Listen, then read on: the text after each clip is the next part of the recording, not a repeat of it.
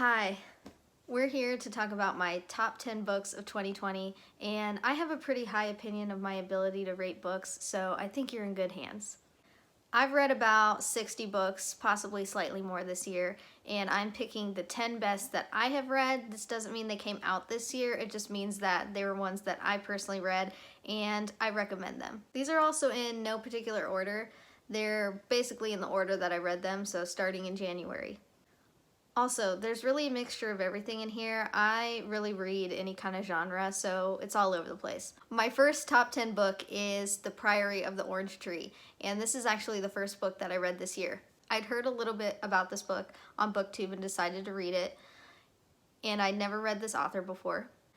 This book is very long. It's about 900 pages, so to simplify it into a simple plot, the world that we're in, the fantasy world, is split into kind of two halves. A half that works with dragons, trusts dragons, and reveres dragons, and then the other half that is completely afraid of dragons and thinks that they're evil.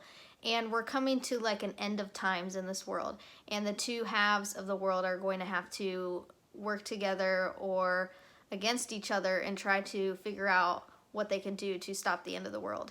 Some of the reasons why I thought this book was one of the best of this year is the characters are really great. I don't think any of them really fell into bad stereotypes. And as the story unfolds, we get more depth to the world that we're in and the way that the magic works and some also kind of mystery elements. And I just think that the way that the story was told and how the mysteries unfolded was extremely well done. It was a pleasure to read. And I wish I could go back and read this for the first time again because it was that good, especially the last half. It just gets better and better as you keep reading. So if you're feeling bogged down by all the details, because you get a lot of info dump in the beginning, just push through that because it does get better over time. Okay, my next best book of 2020 is Robinson Crusoe.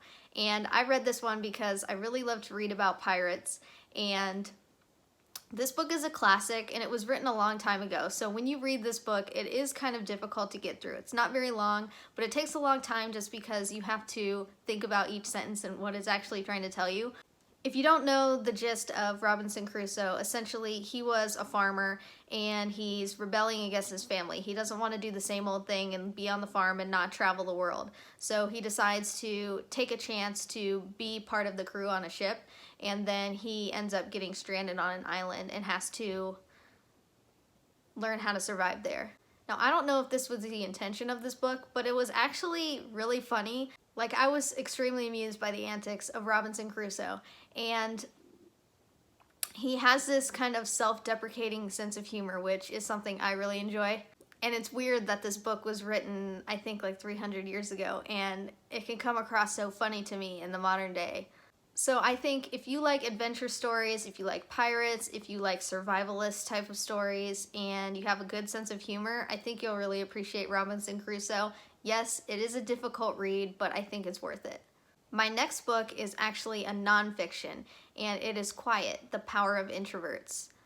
I wasn't recommended this, I just happened to come across it somewhere, and this book is kind of showing you the benefits of being a quiet or introverted person in the workplace or just in life in general, because at least here in the US, a lot of people, I would hazard to say most people, because I think there's a lot of people who think they're an introvert, but they really aren't. They just don't get it. They don't get how bad that quiet, shy personality can really be. But anyways, my point was, here in the US, a lot of people are pushed to be an introvert, even though that's not naturally how they are. And it's seen as something that you need to be and a quality you should have, especially in the workplace, and that if you don't have it, there's something wrong with you, and you need to figure out how to get that. I've even had this brought up to me at the workplace to myself, because I'm not the type of person to like put myself out there. Ironic, because I'm on a YouTube video right now, right? I don't say anything if nothing needs to be said, in my opinion, so I'm pretty quiet, just in general, but also at work. So this book basically lays out how, while being extroverted can be a really great quality, being introverted can be just as good, just in different ways. So people who are introverted and quiet see a totally different world than people who aren't like that. and it kind of reinforced to me that I'm not insane, I am not a freak, and there are qualities that I have that I know others don't that are valuable. And it taught me to really kind of stand up for myself when I feel like people think I'm insane because of how quiet and shy that I am. So I really appreciated what this book did for me. And if you have a similar personality type, I really think you should read it. Don't get down on yourself because you're not loud. So my next book I actually have here, and this is Peter Pan. I bought this one a long time ago because the cover was really pretty, but I never actually got around to reading it, and I absolutely love this book. It is a kid's book, it's easy to read, and it's very short. There's a possibility you don't know the story of Peter Pan, but essentially there's a family of 3 kids, and during the night, Peter Pan, who is kind of a lost boy, comes, visits them, takes them flying and off to Neverland, and they get into a bunch of antics there and then eventually come back home, grow up, and all that. Now, I had seen the movie of Peter Pan before, and I have to say, it's a lot different than the book. I really like the book more, especially the way that Peter is characterized.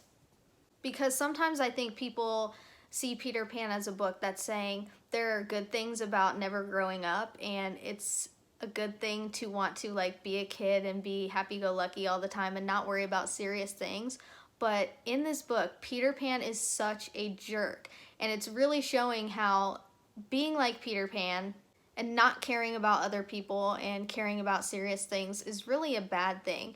And while it's fun for you in the moment because you're happy-go-lucky, you don't have any problems, you're just having fun all the time, other people are getting hurt because of the way that you act. And also, it's just a really fun story to go through.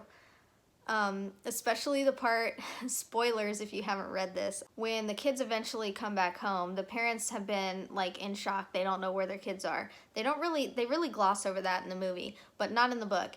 And the father is so ashamed because he did not show his kids very much attention. And that night, Nana, their dog, they actually put her in a cage, and she wasn't in the kids' room, which is part of the reason why the kids were able to escape. He actually shut himself in the dog cage for, I don't know if it was days or weeks, but like he lived in the dog cage and acted like the dog, which is really hilarious.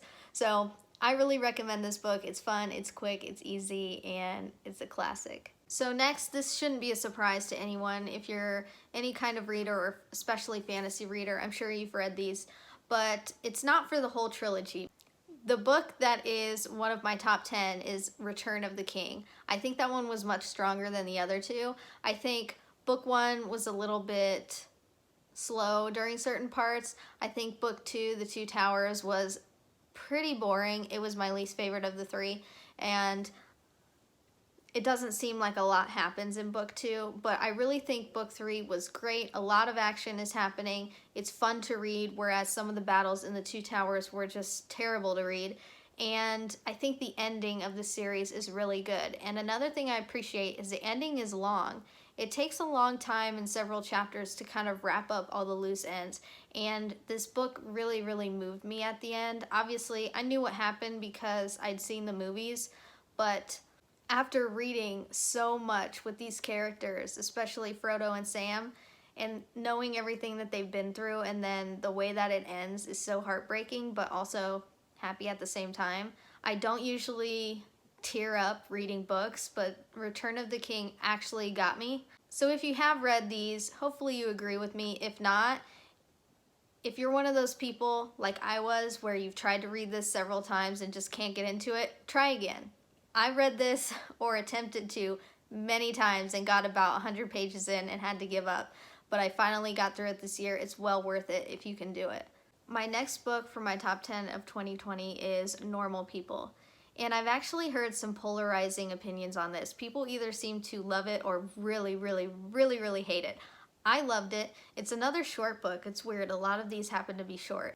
In Normal People, you're following 2 kids who went to high school together. They were not friends, they were acquaintances, and they're acquaintances on different ends of the wealth spectrum. So basically, I'm really bad about this, but I don't remember their names.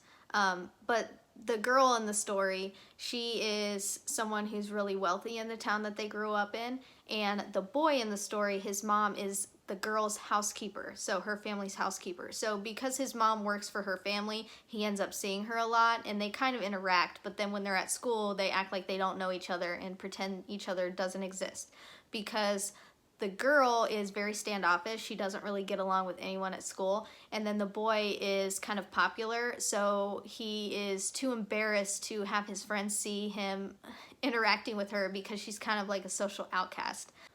So what happens is, as they leave high school and go to college, they end up going to the same school, and so they end up basically re-meeting up and getting to know each other better and more as friends, and then begin a relationship. And then we follow them over several years as they meet up, break up, and all the little things that happened. This is definitely a character-driven story, so I think some of the hate directed at it is probably because these are people that want something like to happen and want a resolution and a plot in a story, when this is really just a character study examining the ins and outs of these two's relationship over time. Another thing I really appreciated is these characters are so frustrating. So they make stupid decisions, and it really made me think of myself. Like, sometimes we make decisions because of how we think other people are going to react when that's not really how they would have reacted at all. So we make poor decisions that don't turn out the way we want just because we're worried about how other people are going to act, react, or think about what we do. So it's just like overthinking everything you do. I think also, if you're not an overthinker yourself, you probably think these characters are really stupid. But for me, I really related because I could see myself going through the same things and making the same poor choices and then being upset when I don't get what I want. So if that sounds like something for you, especially if you like character-driven books, I definitely recommend Normal People, even if you've heard some people hating on it. I think it's great. My next book is a classic, another classic, and that is Flowers for Algernon. I read this for the reading rush in the summer because I thought it would be quick to go through. It was, and that's because it was very entertaining. So this story is about Charlie, and Charlie is mentally disabled, and his IQ is very low. So the whole story is about him going in to have some experiment done to him to hopefully improve his IQ.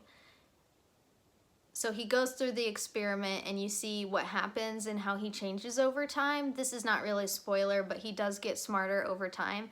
And you see the way that his life changes and how he realizes how people treated him before versus how they treat him now that he's more mentally aware of what's going on around him. I think you can come up with a lot of meanings to this story based on what happens to Charlie. But in any case, I think it's a really worthwhile read for anybody. Okay, next we have another adventure story. I really love adventure stories, and this is a nonfiction too, and that is The Lost City of Z. This story is mainly about the, I guess, life trajectory of a British archaeologist and explorer named Percy Fawcett, who was obsessed with the Amazon rainforest because he was trying to find the Lost City of Z, which kind of is going hand in hand with El Dorado. It's kind of the same idea. And he was obsessed with finding it and took many trips to the Amazon and eventually took a trip with his son and his son's best friend, and all three of them went missing. And nobody's been able to figure out whatever happened to them. And I think they went missing around the 1920s. So what we do here is we flip back and forth between the author telling us kind of like a story about Percy Fawcett's life, and then he'll also tell us about people who have gone on missions since he was missing to try and find him and have failed. And then he tells the story of himself, the author, doing that same trip to the Amazon and trying to figure out what happened to Percy Fawcett. Even if you have no interest in who Percy Fawcett is, I didn't know who he was before I read this book. I just saw Lost City and was like, okay, I'll read it. But anyways, if you don't know who he is, it's not going to matter to the story. It's a really good story. And it doesn't read like a normal nonfiction, so it's not going to weigh you down with facts and things that you don't care about. A lot of the chapters in here, especially about Percy Fawcett's life, they read like fiction, so it's really fun to read. And it'll tell you a lot about the Amazon if you are curious and want to learn more about it. So definitely one that I recommend that you may not have heard of before. My next book is one that probably everyone has heard of and probably also read, which is Matilda by Roald Dahl. I've read a couple of his books because, I don't know, I guess when I was a kid his stuff never interested me because I don't think I ever read any of his books. But I read Matilda and I absolutely loved it. The humor in here is really funny, even for an adult, and the book is very short. It's about Matilda, and she's a really gifted kid, but her parents don't really pay her any attention or care anything about her schoolwork and really acknowledging the fact that she is gifted and, supporting that. And eventually she goes to school because she's about in kindergarten, I think, in the book. So she's really young. And she meets her teacher, Miss Honey, and then it goes from there. She and Miss Honey get a really good relationship, and she finally has an adult in her life who actually cares about her. Has a really heartwarming ending, and the interactions with her and the classmates and the school director, Miss Trunchbull, are just hilarious. So if you're looking for something just really fun that's going to put a smile on your face, pick up Matilda. And my last best book of 2020, which is probably my favorite, if not Priory of the Orange Tree, is If We Were Villains. I guess dark academia is like this trend now, so if that's you, if you care about that kind of thing, this book is definitely for you. We're following a group of theater students at a very elite acting school who are all studying Shakespeare, and they find themselves being kind of stereotypes of the type of characters they play. They're about to graduate, and as they're entering their last year of school, they are kind of getting pushed out of their comfort zone by their teachers and having to take on roles that they're not used to. And then a drama happens in the friend group, and they all kind of unravel from there. This book has a good plot with the mystery and everything, but it also has really good characters. They can feel like stereotypical characters at first, but you have to remember that that's really the point of the book. As the story keeps going, they do change over time, which I think is an important part of any good, worthwhile book, and they become a lot more interesting. The only thing that I'll say about this book is there is a lot of reference to Shakespeare. Now, I don't read Shakespeare, so it was kind of lost on me, but I think it's not going to be a detriment to your reading, but it is in there a lot. So if you're a Shakespeare hater, stay away. But other than that, this is a really fantastic book. Great characters.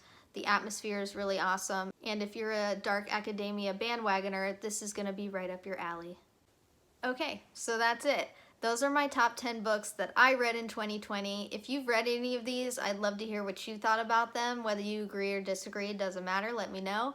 And if you end up reading any of them based on my recommendation, also let me know. That would be the most amazing thing ever if someone read a book based on what I said about it that was good. So that would be cool. If you care to hear any more of my opinions, I will be having a 10 worst books of 2020 video coming out sometimes this month, so subscribe if you'd like to hear more book reviews from me. And if not, the least you could do is give a pity like, okay? Alright, let's not drag this out any further. I'll see you next time. Bye.